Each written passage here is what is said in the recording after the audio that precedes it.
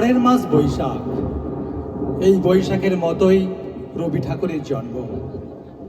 সোনার আশ্বিনে নয়, হিমের রাতের অঘ্রাণে নয়, ফুল রাঙানো ফাগুনে নয়, এই খরক্ষিপ্র বৈশাখেই তার জন্ম।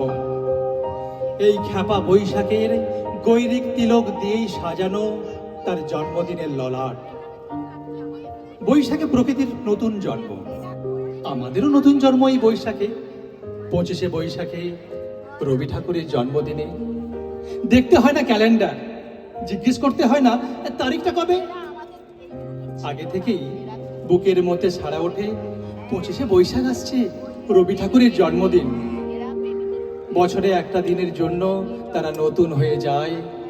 চারিপাশে নীলে লালে সবুজে হলুদে রঙিন ফুলের আলপনা, মাঝখানে খয়েরি রঙের সুতোয় রোজ দুপুরে না ঘুমানো চোখে কাজের ক্লান্ত অবসরে বোনা হয়ে চলেছে সেই 4টে লাইন।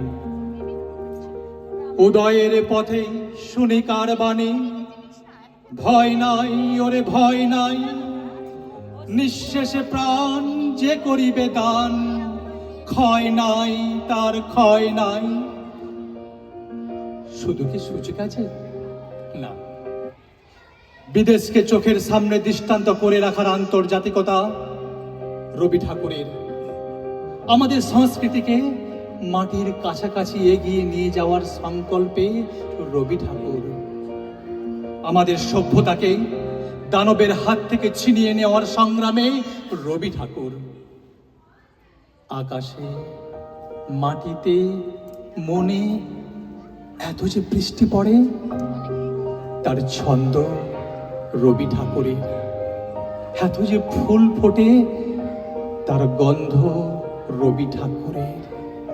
তাই প্রতিদিন তার জন্ম, কোনোদিনই তার মৃত্যু নেই।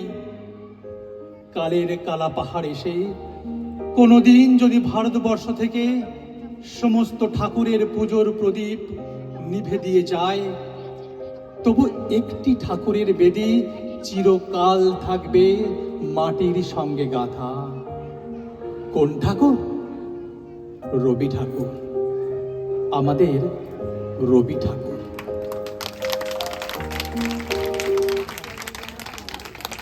বড়দের